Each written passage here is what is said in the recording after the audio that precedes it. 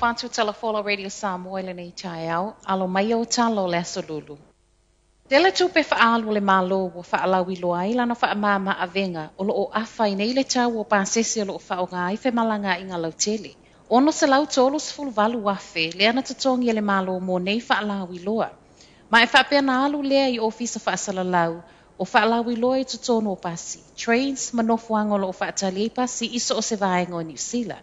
Fesilingi ai le act, e ai se ala o ma waitu pe tangata tutongi la fonga i nei whaalawi loa.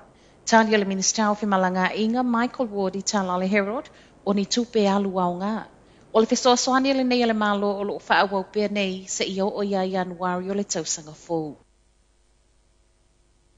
O lo oso esu e leo le tangata o whaamanu alia mafua mai le fale na tawhana i le waweao i au kilani. Te o le tolu ana le ilana wala awai leo i Mount Roskill, ma e whaapea o lo whaamanu alia ti ngā ina le na ave esia mai le ambulance.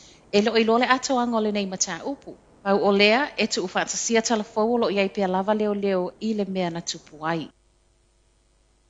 Wa autasi ma wa pāsia le pāle mene le pili o lo avele malo si anga le whaamasinonga, na te whaasai tangata solitu la fono, e umia pe whaao ngā ina la au malosi.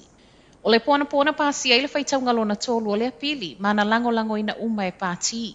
Le tū la fono le neo le a whaasai tangata ua whaamaonia soli ngā tū la fono e iei le whasio tangata, ma le whao o lima matu ia, mai le tāngo fia pe whao ngā ina la au malosi. Mai le malo, o se tū la fono le atu e titi ai soli ngā tū la fono fiso ta i ma la au malosi.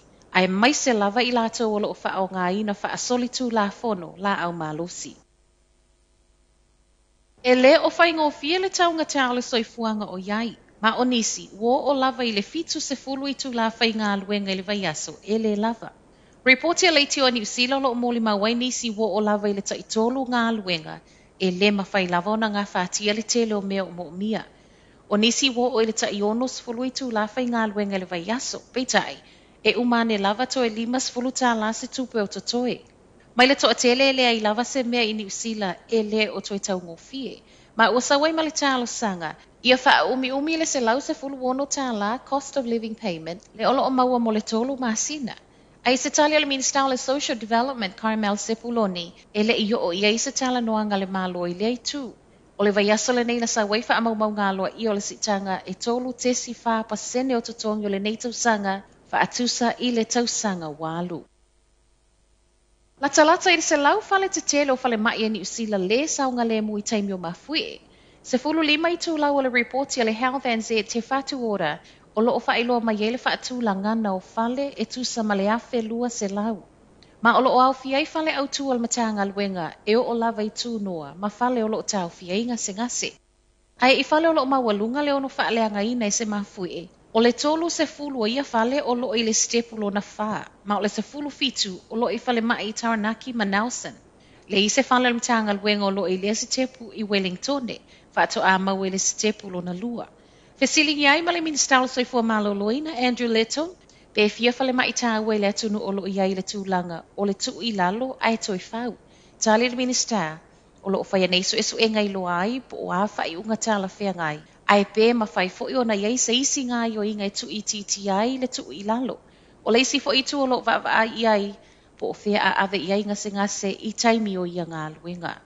Tala muli, o iai nei le Spark New Zealand i le toi totongi ato o refunds a le tusa ma le se lau se fulu tolu wafe o ana paanga. Ona o le se o tau na totongi i lato nei mo au nanga i totono le ono tau sanga. I le vao le lua afe sfulfa ma le lua afe lua tasi. Silia ma le fasa lau paanga le kamupani telefoni o lo totongi ina wireless broadband. Ma le tusa ma le se lau se fulu lua afe ono se lau. O lo totongi ina fe so ta inga sawa le fiber. E ui o le to atele ele o mo mia. O le tala mai le al komisi o pisinisi mana so e enga. Na whaia i le kamupani le ana amata mai le lua afe lua se fulu ina ua whaaulu se whaitionga. Tu ufatasia talafou, ona toi refund pe toi totongi le se fulu 5 miliona i paanga a fia. Totoi e le tolu se lau fast fulu valu afe, fitu se lau 5 fulu fitu tala e ao ona tu inatu. I le silia ma le wha afe iwa se lau paanga. Lata i se fulu 5 tesi fitu miliona tu pe le Spark nao ina mai paanga a fia e totono le periota e ono tausanga. Mai le komisi ua soli tu la fono ve whaata wa inga wa ta ua le Fair Trading Act ma ua toi wha manatu mai ai. E le tatau o na whaatonuina pa anga e tutongi au nanga lātou te le o moomia pe wha o ngā foi. A to ai ma au nanga e le o benefiti mai ai. O tala nao le tae au, manuia le nei aso.